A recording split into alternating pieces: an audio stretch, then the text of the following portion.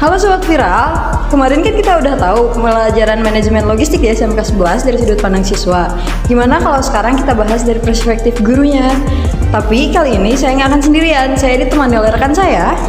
Saya Alia Rahmadina, yuk simak videonya.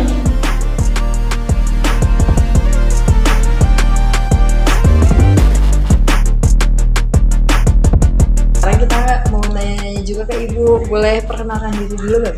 Boleh. Perkenalkan, nama saya Karina Aliansiber. Kebetulan saat ini saya mengajar di konsentrasi keahlian manajemen logistik di SMK Negeri 11 Bandung.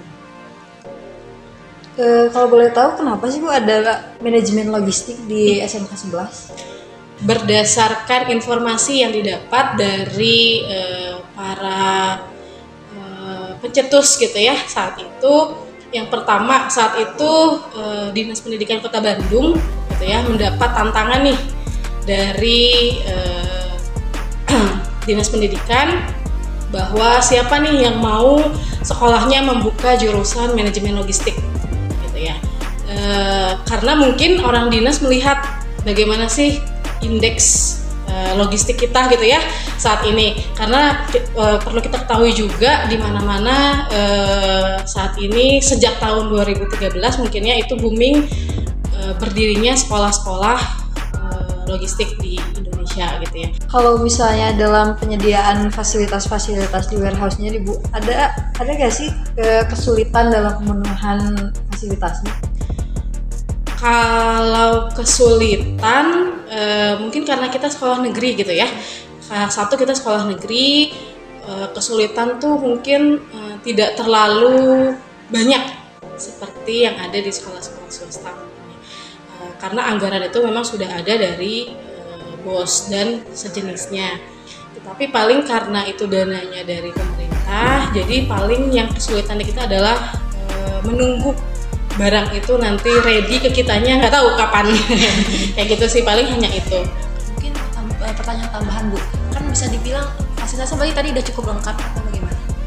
Kalau dibilang cukup lengkap mungkin secara real tidak gitu ya, tetapi dengan kondisi SMK 11 gitu ya, dengan ruang praktek yang seadanya, bangunannya hanya seperti yang tadi kalian lihat gitu ya, itu dirasa sih sudah cukup memenuhi gitu ya. Hanya tinggal pelengkapnya saat ini mungkin tadi seperti penambahan dari segi APD gitu ya yang ada di warehouse, kemudian rambu-rambu K3 itu masih kita perjuangkan untuk segera direalisasikan. Dan item-item produknya sih itu kita masih sisa-sisa dus gitu ya. Untuk produk realnya itu juga belum ada. Jadi pertanyaan selanjutnya Ibu, apakah ada strategi tertentu untuk siswa saat proses pembelajaran di praktikum warehouse SMK 11 agar semakin relevan dengan siswa yang berada di PKL? Oke, praktek tadi ya. Untuk prakteknya sejauh ini mungkin sedikit lebih ada perkembangan gitu ya, ada angkatan demi angkatannya. Kalau mungkin waktu angkatan pertama saya pribadi gitu ya lebih mengarahkan siswa itu untuk melihat realnya logistik itu dari YouTube gitu ya, dari YouTube atau dari beberapa video yang bisa saya dapatkan dari beberapa industri gitu. Berkembangnya waktu, langkah yang dilakukan oleh kita adalah tadi mempertambahkan lagi jumlah alat praktek yang ada di warehouse. Kemudian selain itu kita melakukan kegiatan observasi ke beberapa industri. Selain itu PKL ya, selain PKL ada observasi.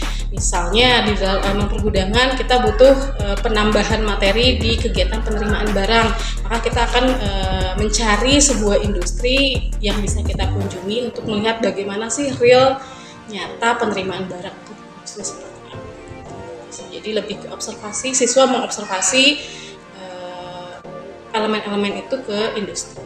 Kalau misalnya untuk kunjungan industri nih Bu, ada syarat-syarat tertentu nggak sih yang harus dipenuhi dan seberapa sulit memenuhi syarat dari industri?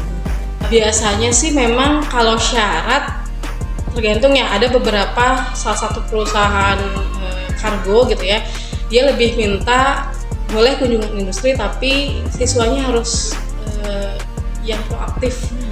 Mereka nggak mau nerima observer gitu ya yang dia hanya menjelaskan saja gitu, nggak mau. Jadi pengennya itu semua bersumber dari kita sebagai observer. Dia menjelaskan apa yang menjadi kebutuhan kita gitu. Kalau yang lainnya sih belum pernah ada kesulitan gitu ya. Justru kebanyakan sih saat ini ketika kita mau melakukan observasi, mereka interest sama kita. Pertanyaan terakhir Ibu, kira-kira nih ada nggak harapan untuk kedepannya di SMK 11 ya supaya lebih maju gimana gitu, harapan untuk disampaikan mungkin ke siswa dan mungkin ke pemerintah juga. Oke,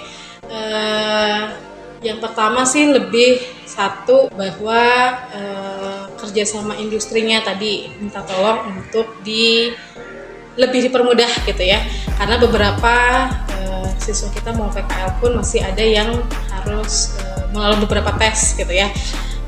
Khususnya waktu itu di angkatan pertama ada beberapa tes yang harus mereka lakukan gitu. Kemudian